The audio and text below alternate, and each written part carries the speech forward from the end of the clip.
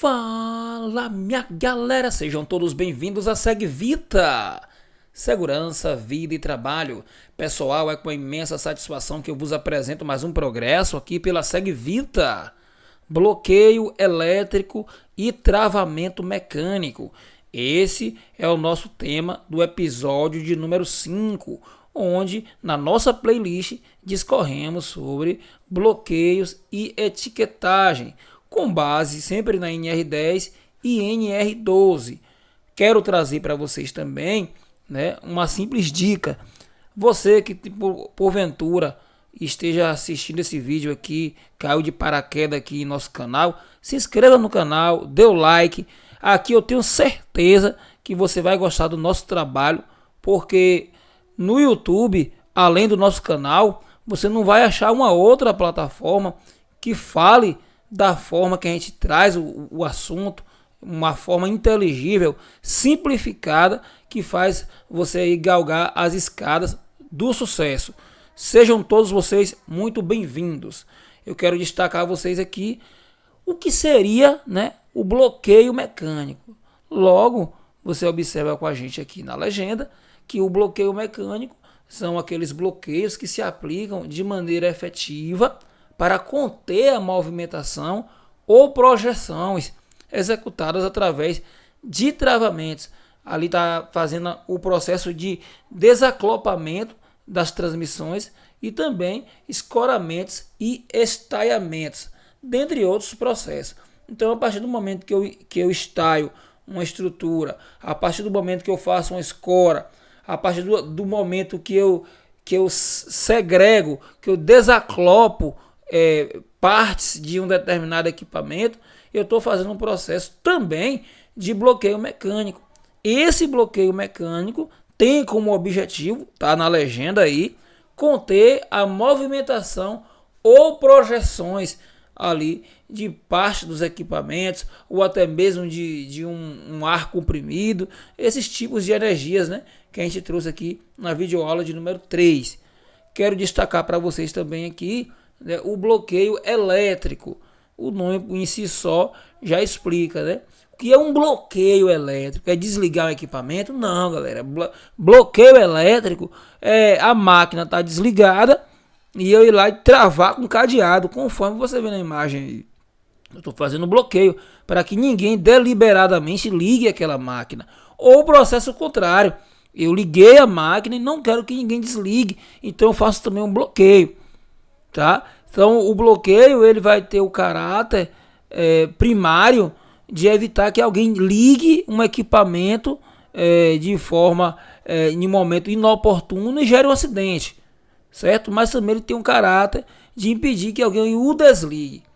Então o bloqueio elétrico, seguindo a nossa legenda, são bloqueios que se aplicam de maneira efetiva para evitar o acionamento acidental ou intencional, tá? Em equipamentos que são acionados por energia elétrica ou condicionam a eletricidade. Então você está vendo aí, já falei agora há pouco, bloqueios em disjuntores, eu posso ter bloqueio em casa de máquinas, eu posso ter bloqueios em casa de medidores, eu posso ter bloqueio em subestações, dentre outras situações, até mesmo dentro das nossas próprias casas, a gente faz bloqueio de equipamento.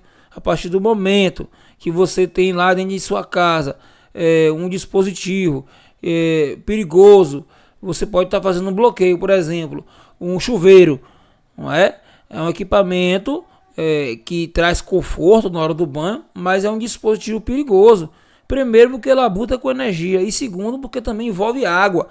Então é muito perigoso. Como é que eu faço para bloquear um disjuntor ali na minha residência, lá no quadro de distribuição? Eu vou lá no mesmo quadro de distribuição, ou eu coloco diretamente no disjuntor que corresponde ao chuveiro o bloqueio, ou eu bloqueio a caixa toda, dessa forma aqui. Tá? Então é um exemplo simplificado para que você possa entender. Agora, pessoal, existem também os bloqueios permanentes de equipamentos. Então aquele bloqueio a ser realizado em equipamentos que estão desativados por tempo indeterminado, a gente chama de bloqueio permanente, tá? Então todo equipamento que você usou, mas não tem previsão nenhuma de reutilizá-lo, ele vai precisar de um bloqueio, tá? E esse bloqueio muitas vezes será permanente, pois não existe ali um tempo pré-determinado para se utilizar. Isso aí é chamado bloqueio permanente, só a título de conhecimento. A NR10 e o bloqueio elétrico. O que a NR10 traz sobre o bloqueio elétrico? Não apenas a NR10, mas também a NR12, a 33, a própria OSA, né, que é a norma norte-americana, né, significa ali Occupational Safety and Health e administrações. Pessoal, em inglês é o órgão que está ali regulamentando as relações de segurança e saúde no trabalho lá nos Estados Unidos. Quem são as normas de saúde e segurança do trabalho lá nos Estados Unidos? É a OSA, essa aí, ó, que eu acabei de citar para vocês. Então, tanto a NR10 quanto a NR12 e a 33 e a OSA, ela traz informações sobre o bloqueio, né, e o bloqueio elétrico. Uma das NRs mais completas quando o tema é bloqueio elétrico é a própria NR10, que versa sobre segurança em eletricidade ou em suas proximidades.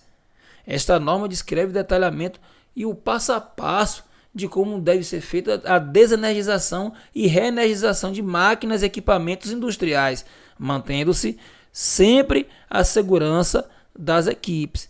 Então, o que está implicitamente nessa informação aí, pessoal, é o processo de desenergização, que você vai ter ali. Qual o primeiro passo no processo de desenergização de um circuito?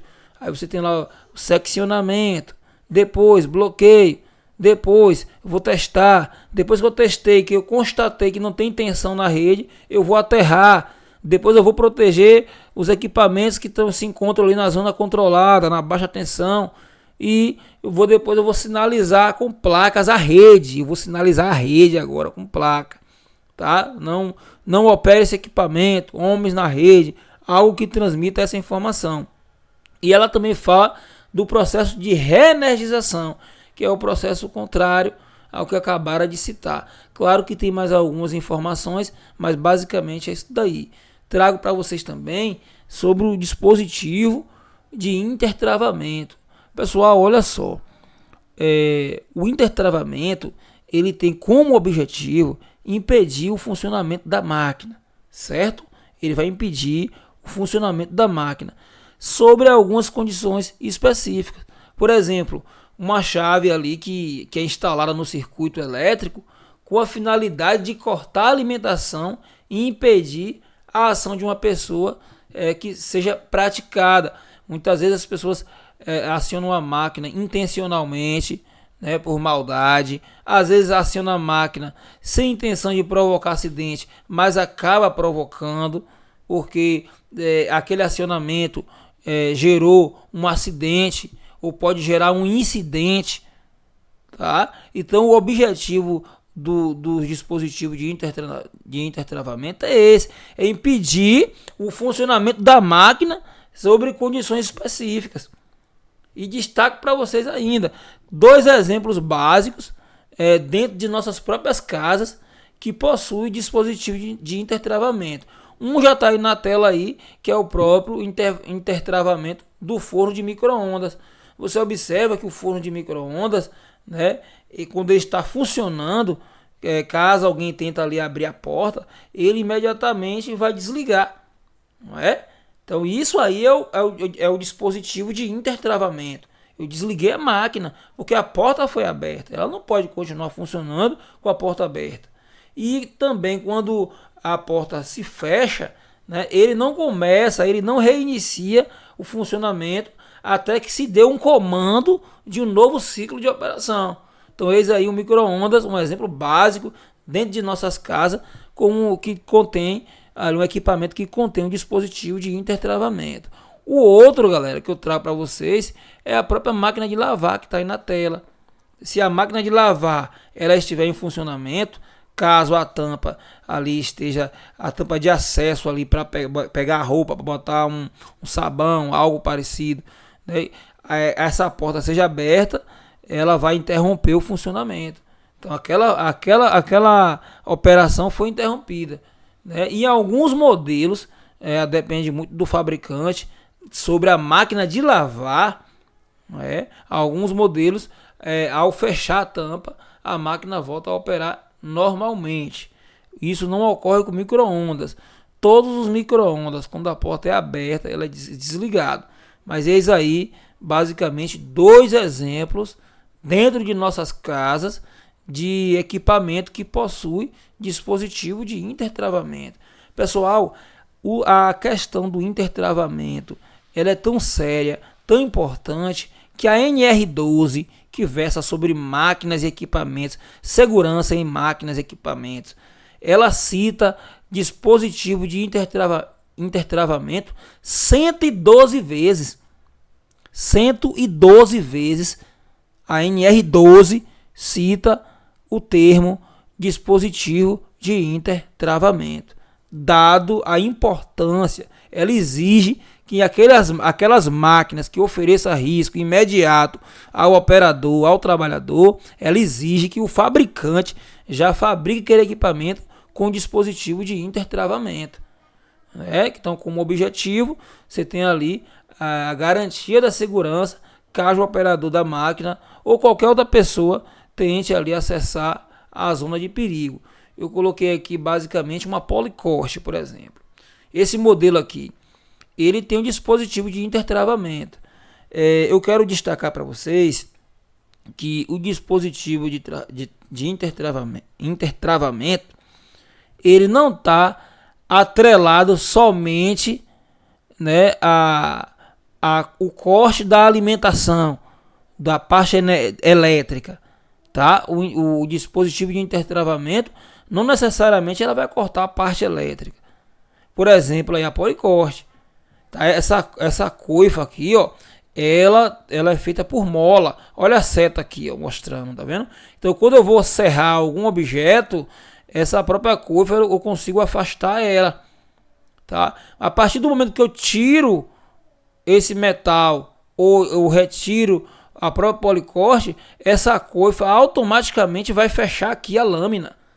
Mas eu não cortei a alimentação, eu simplesmente fechei a lâmina. Então você logo observa que quando se fala de dispositivo de intertravamento, ele pode travar o equipamento cortando, seccionando a alimentação elétrica, ou não, continua alimentado o equipamento, porém ali agora aqui na Polycorte, ó, eu fechei a parte da lâmina do disco da Polycorte. Essa Polycorte aqui da direita, é uma Polycorte mais antiga. Eu botei aqui só para título de comparação. Observe que ela não tem essa peça aqui, ó, que é móvel.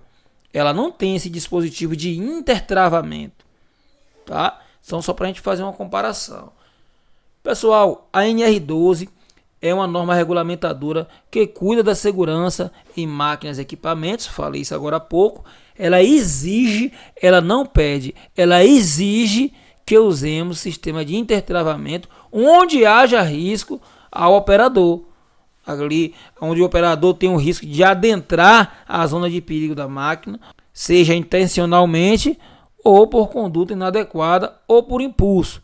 Então ela exige que usemos esse dispositivo de intertravamento que salva vidas e muitas vezes protege até a integridade física do trabalhador. Eu vou ficando por aqui, o material oferecido pela SegVita no episódio de número 6 da nossa playlist Bloqueio e Etiquetagem. Trarei a vocês os bloqueadores múltiplos e acessórios. Eu vou ficando por aqui, um forte abraço do seu amigo, sempre com oferecimento dela, SegVita, segurança, vida e trabalho.